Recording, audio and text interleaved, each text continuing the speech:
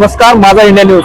श्री अभयदादा भोर यांचा वाढदिवस पिंपरी चिंचवड शहरात मोठ्या उत्साहात साजरा करण्यात आला.